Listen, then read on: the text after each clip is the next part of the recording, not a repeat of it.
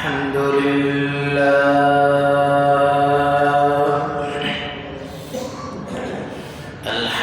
لله نحمده ونستعينه ونستغفره ونؤمن به ونتوكل عليه ونعوذ بالله من شرور أنفسنا ومن سيئات أعمالنا من يهده الله فلا مضل له ومن يضلله فلا هادي له وأشهد أن لا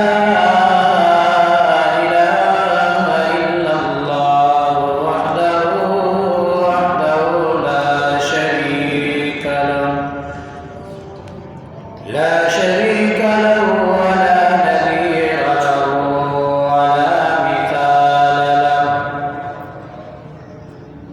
لا خالق له لا مالك إلا الله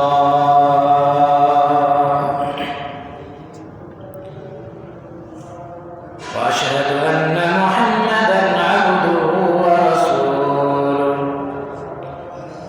ونشهد أن سيدنا وسندنا وإمامنا وهادينا ومرشدنا وحبيبنا وطبيبنا وشفيقنا وإمامنا أحمد المجتبى صلى الله عليه وسلم. اللهم صل على محمد وعلى آل محمد كما صليت على إبراهيم وعلى آل إبراهيم إنك حميد مجيد. اللهم بارك على محمد وعلى آل محمد كما باركت على إبراهيم وعلى آل إبراهيم إنك حميد مجيد.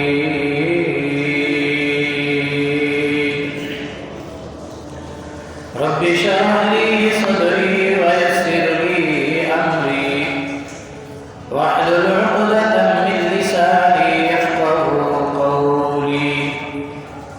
اللهم رب زدني علما رب زدني علما رب زدنا علما. أعوذ بالله السميع العليم من الشيطان الرجيم. بسم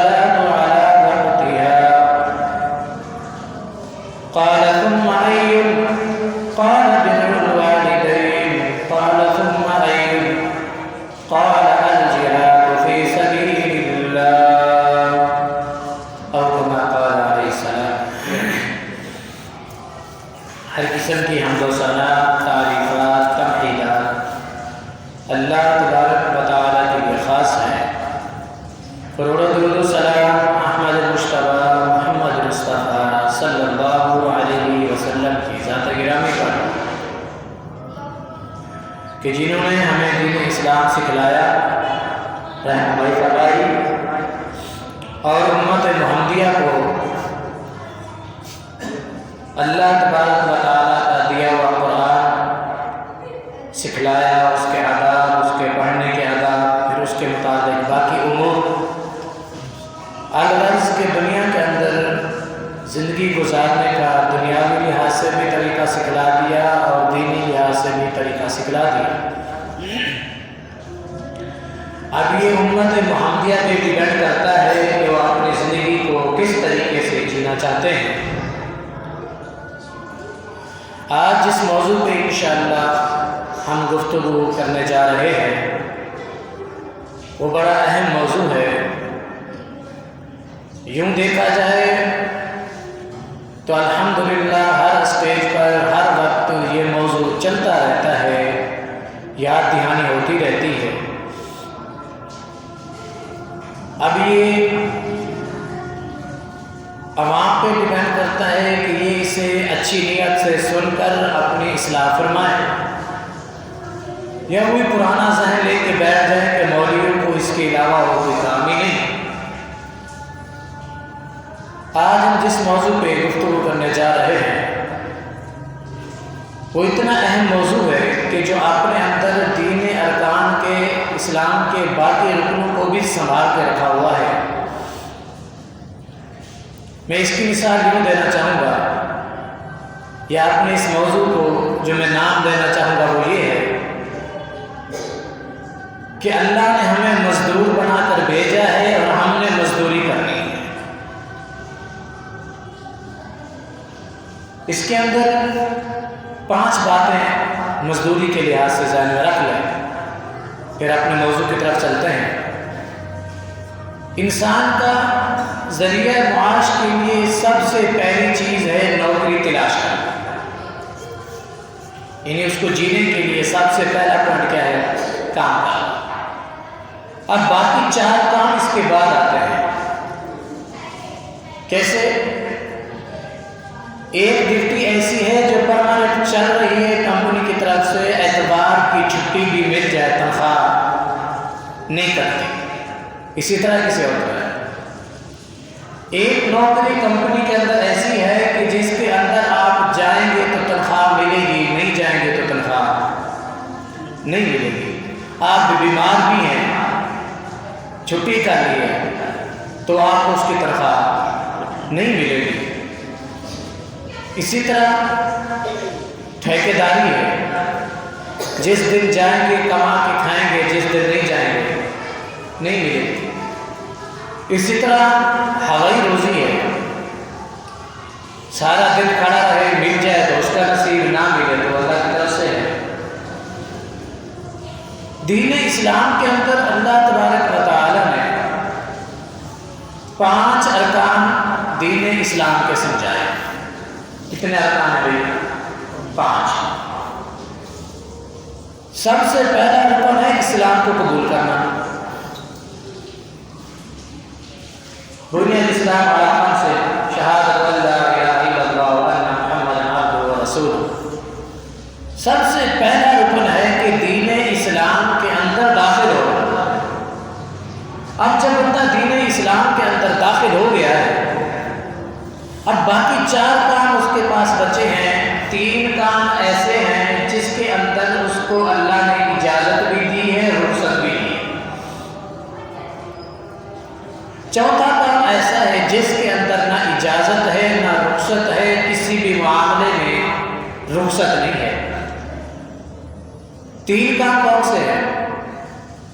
انسان کے پاس مال ہے، صاحب زکوٰۃ تک پہنچتا ہے، نصاب تک تو وہ زکوٰۃ دے گا، ورنہ زکوٰۃ اس کے اوپر ثابت ہو جاتی ہے، خاموش ہو جاتی ہے، زکوٰۃ نہیں بنتی ہے۔ تو اللہ کی طرف سے پہلی نرمی مل گئی نا، پہلے رکن کے اندر۔ دوسری چیز ہے حج۔ حج اگر جب تک اس کے پاس مال ہے حج کرنے کا تو ٹھیک ہے، نہیں تو اس کے اوپر حج بھی ثابت ہے اس وقت تک جب تک اس کے پاس مال نہیں ہے۔ مال آ گیا ہے تو اب اس کو حج کرنا ضروری ہے۔ معلوم ہوا وہ استطاعت نہیں ہے تو حج بھی یہاں پہ ثابت ہو گیا، خاموش ہو گیا، اللہ نے اجازت دے دی، چھوڑ دے دی، گرمی کا۔ تیسرا رکن ہے روزہ۔ اگر انسان بیمار ہے تو روزے کی اجازت ہے، چھوٹ ہے کہ آپ بعد میں رکھ سکتے ہیں۔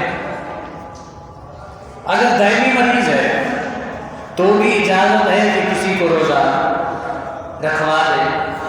سفر کے اندر ہے، روزے کی گنتی کر لے، بعد میں ان دنوں کے اندر روزے کو پورا کر لے۔ دین اسلام کے ان 3 ارکان کے اندر اللہ تبارک و تعالیٰ نے اپنے بندے کے اوپر نرمی برتی ہے، اسے چھوڑ دی ہے۔ لیکن چوتھا رکن جس پہ آج ہم گفتگو کرنے جا رہے ہیں وہ ایسا اہم رکن ہے، وہ ہماری مزدوری کا وہ اہم کام ہے کہ ہم نے ہر حال میں اسے کرنا ہے، چاہے سفر میں ہے، چاہے گھر پہ ہے، چاہے خوف کے اندر ہے یا امن کے اندر ہے، بارش آ رہی ہے یا عام موسم ہے، صحت مند ہے یا بیمار ہے، کسی بھی حالت میں اس مزدوری کے کام کو چھوڑنے کی اجازت نہیں ہے۔ آپ سمجھ گئے ہوں گے کہ آخری رکن کون سا ہے؟ نماز۔ یہ وہ رکن ہے جس میں آپ نے اگر تینوں ارکان کو سمیٹ کر رکھا ہوا ہے۔ اس رکن کے اندر کسی بھی حالت میں انسان کو رخصت نہیں ہے نماز، اللہ کے فوت ہو جائے یا پھر بے ہوش ہو گیا ہے، نماز کا وقت نکل گیا، ہوش نہیں، بے ہوشی میں تھا، لیکن جب بھی ہوش میں آئے گا کیا کرے گا؟ نماز پڑھے گا۔ نیند کی حالت میں ہے، نماز نکل گئی ہے، آنکھ کھلی ہے، اٹھ کے نماز پڑھے گا، معافی نہیں۔ اتنا اس مزدوری والے کام میں جو اللہ نے ہمیں دینی لحاظ سے دیا ہے، اس کے اندر خیال رکھنا ہے۔ حتیٰ کہ نبی کریم صلی اللہ علیہ وسلم نے فرمایا صلی قائما، کھڑے ہو کے نماز پڑھو۔ فَإِن لَمْ تَسْتَطِعْ، اگر کھڑے ہونے کی طاقت نہیں ہے، بیمار ہے، فَقَاعِدًا، بیٹھ کے نماز پڑھو۔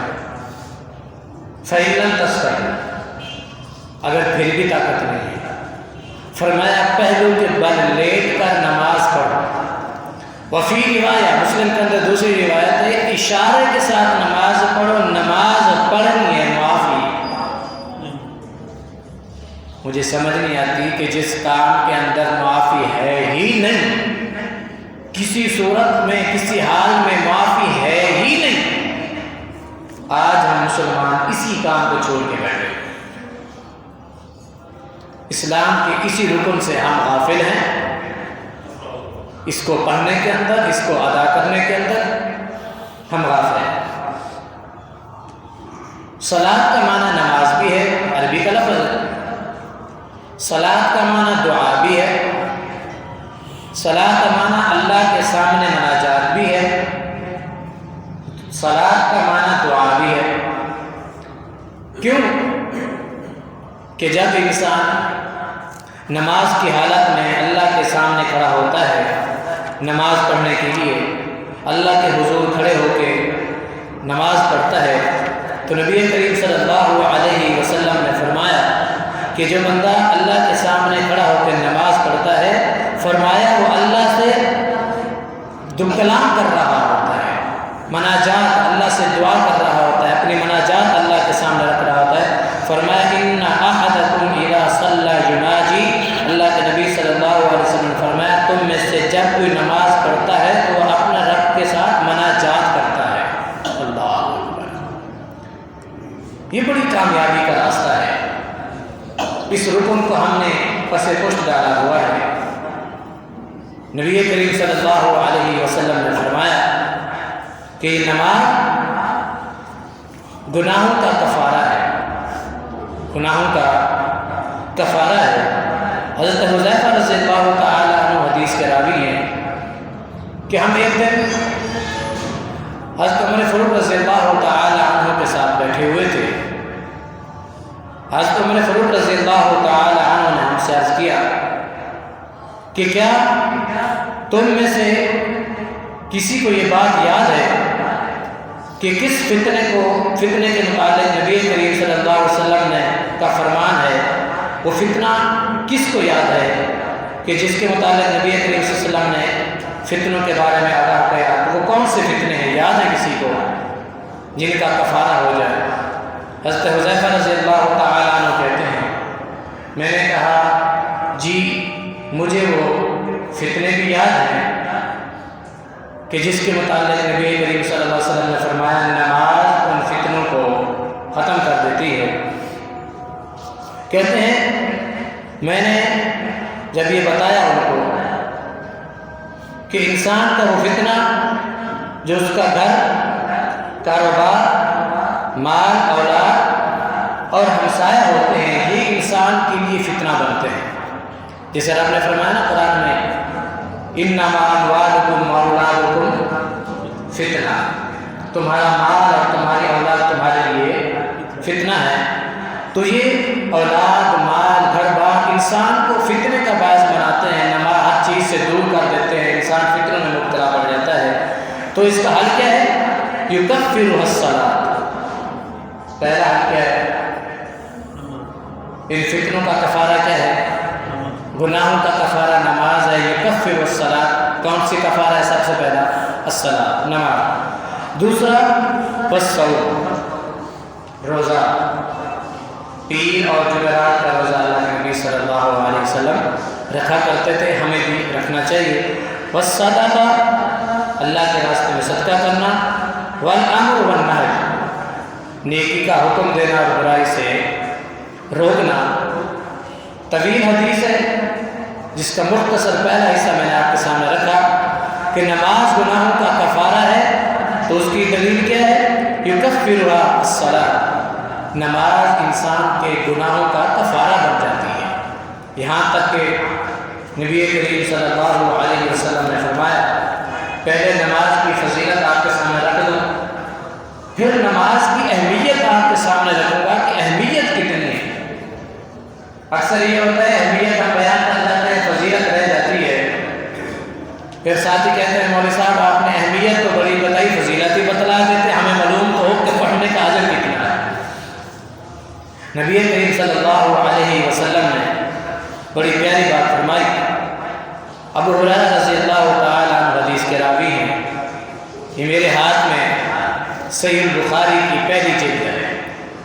یہ وہ کتاب ہے کہ آپ اگر ادب کے ساتھ کسی بھی مسلک والے کے پاس چلے جائیں، اس سے پوچھیں، وہ آپ کو بتلائے گا قرآن کے بعد اگر احادیث میں کسی کا درجہ ہے تو وہ کون سی کتاب ہے؟ صحیح البخاری ہے۔ الحمدللہ۔ ابو ہریرہ رضی اللہ تعالیٰ عنہ حدیث کے راوی ہیں، انہ سمع رسول اللہ صلی اللہ علیہ وسلم، میں نے اللہ کے نبی صلی اللہ علیہ وسلم کو فرماتے ہوئے سنا۔ کس بات کے متعلق؟ کہ اللہ کے نبی صلی اللہ علیہ وسلم فرما رہے تھے ارأیتم لو ان نہرا بباب احدکم یغتسل فیہ کل یوم خمسا، کہ تمہارے گھر کے سامنے نہر گزر رہی ہو اور تم اس نہر کے اندر دن میں 5 مرتبہ نہاؤ۔ کتنی مرتبہ؟ 5 مرتبہ اس نہر کے اندر آپ غسل کرو، صبح کے وقت، ظہر کے وقت، عصر کے وقت، مغرب اور عشاء کے وقت۔ یہ 5 وقت کا ٹائم ہے کہ 5 ٹائم اگر آپ غسل کر لو تو کسی کے جسم پر کوئی میل کچیل باقی رہے گی؟ اللہ اکبر۔ ما تقول ذلک یبقی، اللہ کے نبی صلی اللہ علیہ وسلم نے فرمایا کہ کوئی بھی جسم پہ باقی میل کچیل باقی نہیں رہتی اس کے اندر۔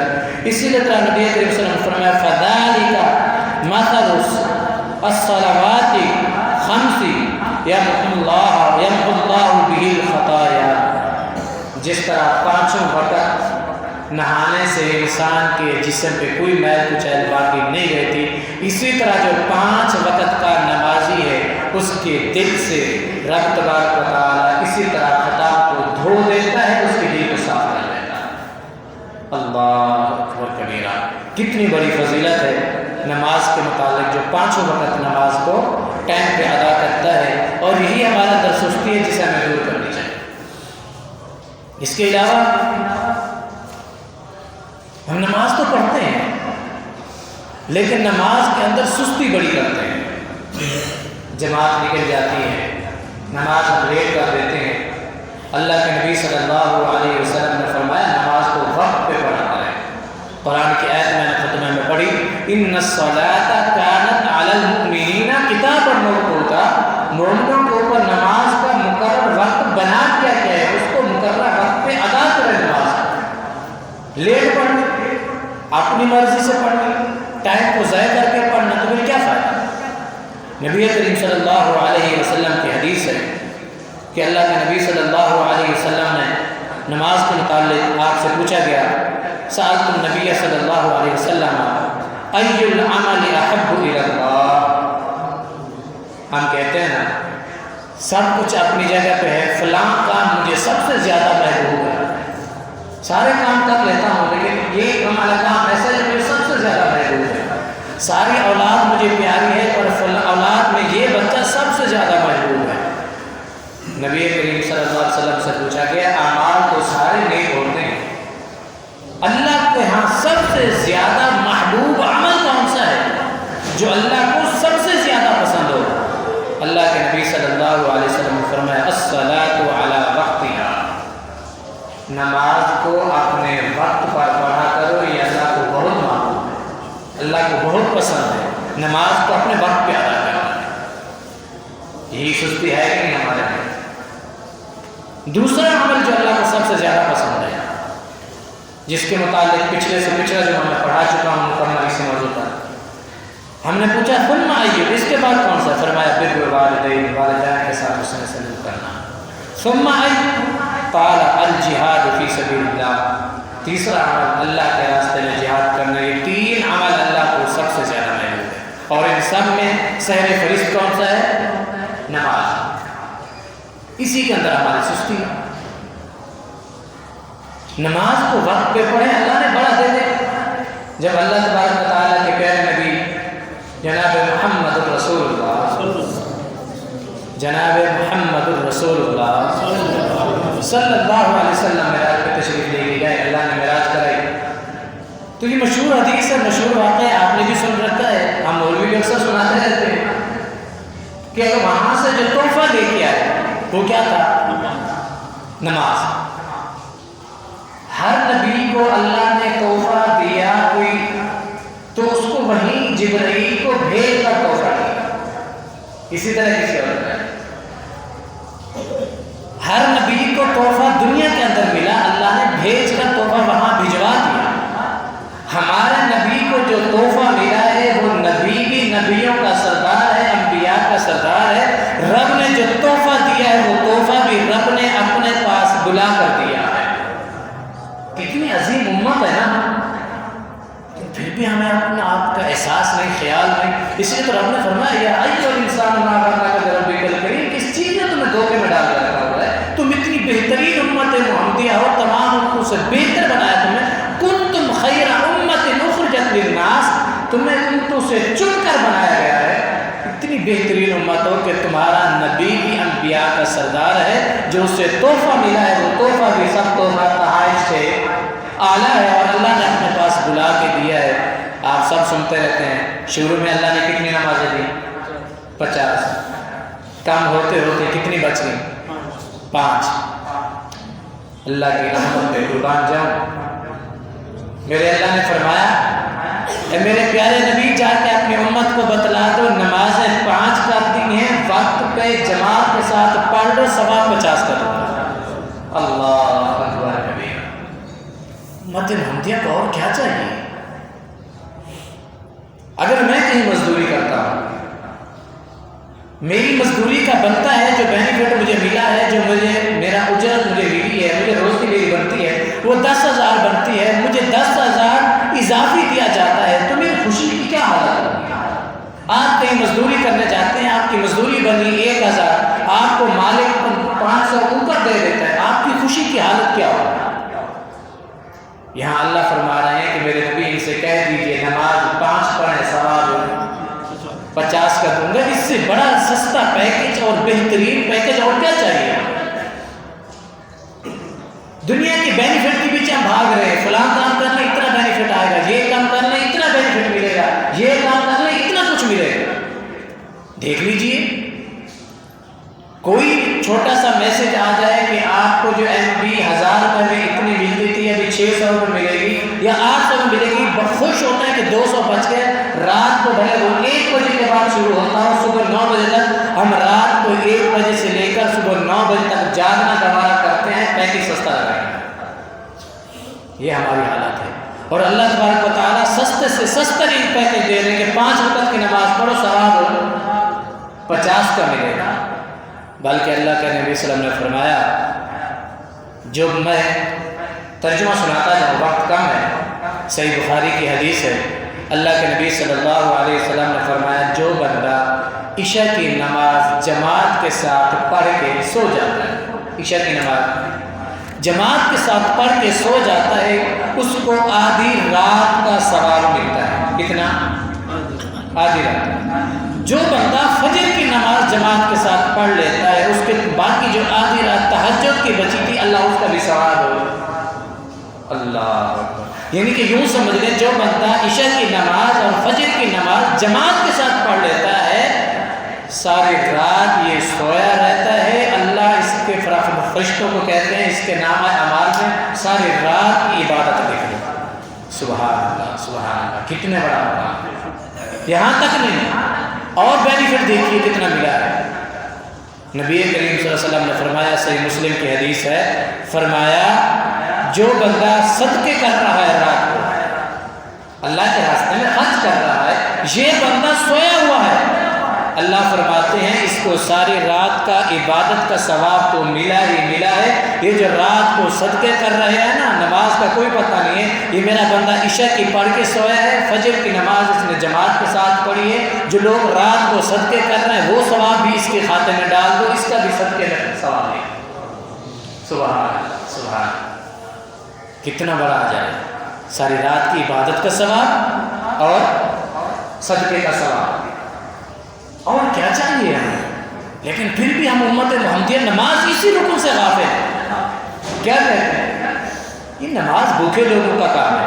آئیے 10 منٹ یا 5 منٹ آپ کی لوگوں کا نماز کی اہمیت کے اوپر، فضیلت تو آپ نے مختصر 2-3 حدیثیں آپ کو فضیلت کی سنائی ہیں، ورنہ تو ماشاءاللہ نماز کی فضیلت ہے، آپ سنتے جاؤ، میں بولتا چلا جاؤں۔ اہمیت کتنی ہے نماز کی؟ کہتے ہیں نا، یہ تو بھوکے لوگوں کا کام ہے نماز پڑھنا، کچھ ہوتا نہیں ہے، اللہ کے سامنے جا کر گڑ گڑا کر رو رلا کے کچھ اللہ سے مانگ لیتے ہیں، مجھے تو اللہ نے بہت کچھ دیا ہے، مجھے اللہ کے گھر میں جانے کی کیا ضرورت ہے؟ یاد رکھیے گا، ایسے جملے ادا کرنے والا بندہ میرے نبی کی حدیث کی وعید سماعت فرما لے، من ترک الصلاۃ متعمدا فقد کفر، ایسا بندہ جو نماز کا انکاری ہے، اس نے ذہن بنا لیا ہے کہ یہ نماز تو بھوکے لوگوں کا کام ہے، میں نے کیا کرنا ہے اللہ کے گھر میں جا کر نماز پڑھ کر، میرے کپڑے پلید ہیں، میرے کپڑے پاک نہیں ہیں، 100 بہانے لے کے بیٹھا ہوتا ہے، ایسا بندہ فقد کافر، وہ بندہ کافر ہو گیا۔ بین العبد، دوسرے دن بین العبد و بین الکفر ترک الصلاۃ، مسلمان کے درمیان اور کافر کے درمیان اگر کوئی چیز ہے، کوئی دیوار ہے تو وہ نماز ہے۔ مسلمان نے فجر کی نماز چھوڑی، ظہر کی نماز چھوڑی، عصر کی نماز چھوڑی، مغرب کی نماز چھوڑی، عشاء کی نماز چھوڑی، فاصلہ ختم ہو گیا ہے۔ مرضی آپ کی ہے، ہم کس کے صف میں شامل ہیں؟ یہ تو میرا بھی ایمان ہے، آپ کا بھی ایمان ہے۔ دنیا کائنات جھوٹی ہو سکتی ہے، میرے نبی کی حدیث جھوٹی ہو سکتی ہے۔ میرے نبی نے جو فرما دیا ہے کہ بین العبد و بین الکفر ترک الصلاۃ، مسلمان اور کافر کے درمیان فرق ہی نماز ہے۔ جب نماز ہی نہیں ہے تو مسلمان تصور کر لے وہ کہاں پر ہوگا؟ ہم کہاں بیٹھے ہیں؟ یہ حدیث میں اکثر، بلکہ پورا میرا یہ ٹاپک، پورا موضوع یوٹیوب پہ آ چکا ہے کہ بے نمازی کا انجام کیا ہے۔ انشاءاللہ وقت کے ساتھ وہ بھی مکمل ٹاپک الگ ہے، تہجد کی نماز، نوافل نماز، اس کا الگ ٹاپک ہے، انشاءاللہ گفتگو ہوتی رہے گی کہ جو بندہ نماز نہ پڑھنا تو ایک مسلمان ہونے سے ہی بات باہر ہے کہ نبی صلی اللہ علیہ وسلم نے فرمایا جو نماز چھوڑ دیتا ہے، نہیں پڑھتا، وہ مسلمان ہی نہیں۔ نماز کے اندر سستی کرنا 2 وجوہات پہ، ایک تو سستی کرنا پڑتا مسجد میں لیکن لیٹ پڑھنا، ایک ہے کہ گھروں کے اندر پڑھ لینا۔ دونوں حدیث سماعت فرما لیں، پھر اپنے گفتگو کو ختم کرتے ہیں۔ جو نماز کے اندر سستی کرتا ہے، نبی کریم صلی اللہ علیہ وسلم کی حدیث ہے اور صحابہ کا یہ عمل رہا ہے اس بات کے اوپر کہ جو بندہ نماز چھوڑ دیتا ہے، سستی کرتا ہے کہ بعد میں پڑھ لوں گا، حتیٰ یخرج وقتھا، اس نماز کا وقت نکل جاتا ہے، یہ سستی کر کے بیٹھا ہوا ہے، فقد ارتد، ایسا بندہ دین سے مرتد ہو گیا۔ اللہ اکبر، ایسا بندہ جان بوجھ کر نماز کو لیٹ کرنے والا، فقد ارتد، ایسا بندہ دین سے مرتد ہو گیا۔ اب جو بندہ کہتا ہے جی میں فجر کی نماز میں نہیں آ سکتا، میری بیوی ڈرتی ہے، سب سے بڑا ہتھیار بنایا ہوا ہے، ہماری بیوی ڈرتی ہے۔ اچھے عالم دین، اپنے آپ کو مفتی کہلانے والے، عالم کہلانے والے، حالت یہ فجر کی نماز میں نہیں آتے، بیوی ڈرتی ہے۔ قربان جاؤں تمہارے بہانے کے اوپر، مجھے ڈر لگتا ہے، باہر جانوروں سے ڈر لگتا ہے، کتوں سے ڈر لگتا ہے۔ آئیے حدیث رسول اللہ سن لیجئے، اس کے بعد اگر کوئی عذر آپ کے پاس باقی رہ جائے تو اللہ کے حضور پیش کر دینا، میرا کام ہے آپ کو سنانا جو عذر میں آپ کے سامنے رکھنے جا رہا ہوں حدیث رسول اللہ سے۔ اس کے بعد بھی اگر کوئی عذر باقی آپ کے پاس ہو تو اللہ کے حضور پیش کرنا۔ صحابی رسول ہے، آنکھوں سے نبینا ہے، صحابی رسول ہیں، نام تو یاد آ گیا ہوگا سب کو، عبداللہ بن ام مکتوم رضی اللہ تعالیٰ عنہ، آنکھوں سے نبینا ہیں، اللہ کے نبی کے پاس آئے۔ اللہ کے نبی 3 عذر ہیں، نمبر 1 میں نبینا ہوں، نمبر 2 میرا گھر مسجد سے دور ہے، عذر نوٹ کیجیے گا، نمبر 3 مجھے لانے والا کوئی نہیں۔ اچھا مجھے یہ بتلائیں یہ تینوں عذر قابل قبول ہیں کہ نہیں؟ بنتے ہیں کہ نہیں بنتے؟ سب سے پہلے نبی